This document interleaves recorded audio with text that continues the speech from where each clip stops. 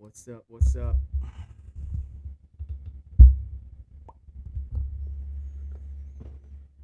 All right, if you're joining the live, we are going to premiere the kayak fishing video. If you're not, I got a link right down here below um, for the premiere for the kayak fishing that we did on Lake Darbone. I think I did this last Saturday. Did some crappie in the kayak. We were up in the trees doing some tree fishing. Well, at least I was. You guys were with me, so say we. But we're up in the trees doing some tree fishing out of the kayak using the live scope. 3.5 foot of water. It was definitely a good time. I know using a live scope is tough in 3.5 foot of water. I don't know if I think me, just kind of give you a little preference with me. The way I have noticed that it has been better is adjusting my depth to like 10, 8 foot, something like that right there. Probably double whatever depth I'm fishing at in that shallow. And I was able to see very, very well, which you'll see in the video, the fish and that kind of stuff up on the live scope. Also, we talk about what kind of knot I was using. I'll go ahead and tell you guys if you're tuning in right now. The knot that we were using was a loop knot. So watch that video and you'll see how I tie my loop knot.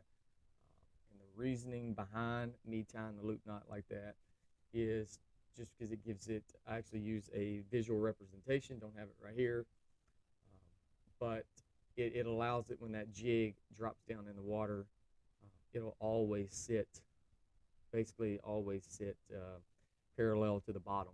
So it doesn't, your jig doesn't sag down, it's not tilted up too much, just pretty much right here parallel with the bottom of the lake. So it's a lot more natural fishing. Hang on a second, watching my boy. Ray, get in here, buddy. I'm playing the cat food. Come here. And there we go. Anyway, so you can kind of see that right there. In the old school way, you would tie your knot straight to, at least the way we did it, I don't know if it's old school or not, but you would tie it straight to the eyelet on the jig, and you would constantly have to, pry that jig up and make it to where it would sit up. But you would never get it perfect. Sometimes you'd have it tilted up a little bit much. You may have it tilted down. After you fish, throw and cast or, jig a couple times, it would adjust itself. So the jig never was sitting in the exact same spot every time. So that is, that's kind of like the main thing that I kind of go over a little bit in this video is just jig placement and why that loop knot's important, especially in shallow water and that kind of stuff. And you can also see it's really cool. You can see the trash on the live scope around the base of these cypress trees. There's a couple things that it could be. It's grass. A lot of these places you see a lot of grass. But also, if you've ever looked at some pictures of cypress trees and that kind of stuff, the root system underneath some of them is vast. And but you also have your cypress knees come out. You have this big root system. So just because if you are live scoping, or if you're just traditional fishing, just know that you need to be patient.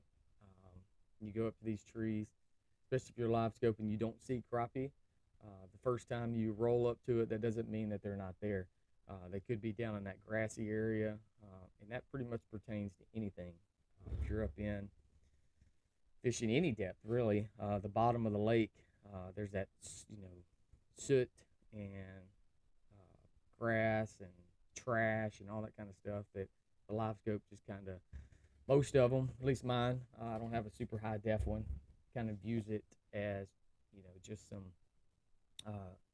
grainy bottom, kind of looks like the bottom, and those fish will come up out of that area. So just because you don't see something doesn't mean that it is not there. So keep that in mind whenever you're out fishing with it.